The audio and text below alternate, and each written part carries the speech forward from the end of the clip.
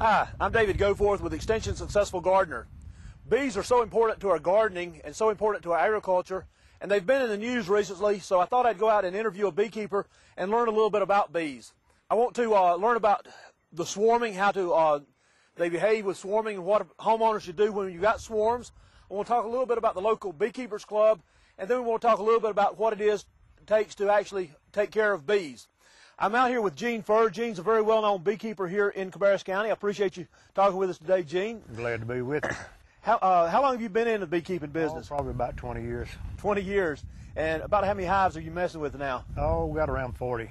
40 hives. Yeah. And they're located where? Mostly here? Mostly here. I got some around it for people for their gardens and so forth. One of the major questions we have, major things that surprises people, is when a large number of bees just move in, what is normally called a swarm. Can you tell us a little bit about why that behavior occurs and when it might occur? Well, that usually happens in the spring, from like March up through April.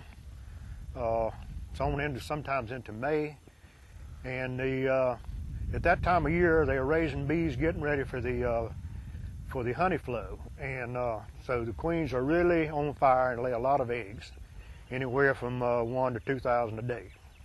So you got that many bees hatching out every day, and when the box gets overcrowded, if you don't have enough room on there, if you keep a lot of supers on, which we'll go into later, I'll show you the supers later, then they'll get too crowded and they'll swarm. And what they do is raise another queen at that time, and when she hatches out, the old queen will normally leave and take half of the bees and some honey with them. And they'll just go out and they'll hang on a tree in the beekeeper's yard, or sometimes they'll leave and get into somebody else's yard. And the best thing to do is just call a beekeeper. And normally you can find a list of those from David, or for police department, fire departments. A lot of places in the community have a list of beekeepers that will get your swarms.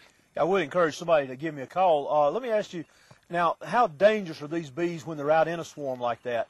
Really, at the time you're swarming, they're not any danger, but if they stay there for a day or two, then they fill their stomachs with honey, so they'll have a supply of something to live off of when they get to where they're going. And so normally when they swarm out, they're full of honey and they're not real active and they won't sting you. They will, but if you mess with them, but normally they won't. Just stay away from it. And even though they make all this noise and everything, they just are tending to hang there and cluster with the queen. They'll hang there with the queen until they find a place. The scout will go out to hunt a place for them to make their new home. And it may be in a tree or in a house or what have you, just different places. Yeah. And I would encourage people not to use any pesticides around that area. If you called a beekeeper like that, you've got to keep it pesticide free for the beekeepers to be able to get the bees. I've seen that before, where a beekeeper spent 4 or 5 hours getting out there, and by the time they got out there, the homeowner had sprayed some pesticide and they didn't get the hive like that. How often would you say the beekeeper is successful in getting a hive when you come out and get something like that? Mostly, probably 90% of the time, if they're hanging, on a tree where you can get to them. But if they're in a building or something, sometimes it's hard to really get them out and do a good job. Yeah, most of the beekeepers will not tackle them once they've moved into what we call permanent home, into their home, because there's so much damage with tearing the structure down, and actually more likely to kill the queen in that kind of a process also than just getting it off the limb. So now you mentioned that it would be in the early spring. Now occasionally after July, a hive is destroyed or whatever, and these bees will act like a swarm, and it's basically too late to do anything at that time. Is that correct? Well, they will swarm late in the fall. Sometimes if they get overcrowded, but usually it's a small swarm. It's not a big swarm.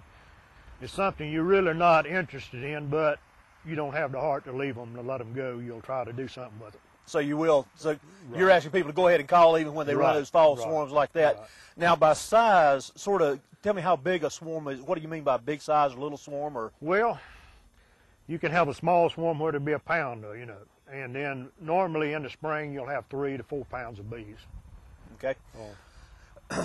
So I would encourage anybody, if they've got questions, to give us a call there at the office about swarms, but particularly if you get a swarm, give us a call and we'll get a beekeeper out there to capture the swarm and hopefully save the swarm. And like I said, I've seen sometimes it almost doesn't seem like it's worth it, the amount of time you put into it, and then still only 90% success rate. I wonder, economically, it's probably not worth doing that in a way.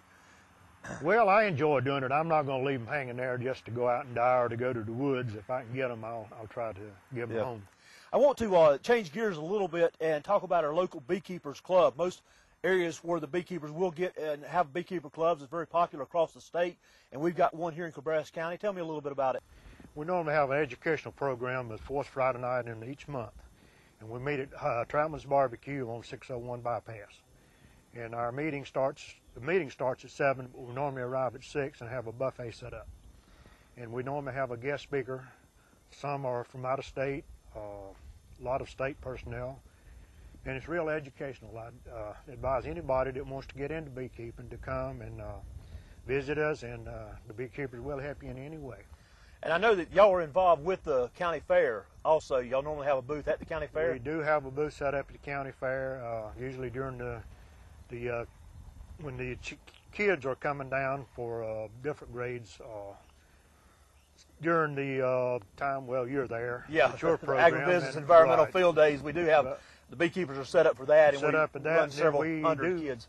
We do have a booth set up in the exhibit hall, and we have 30-minute programs for each group that comes through, and it's just, we really enjoy it. Yes.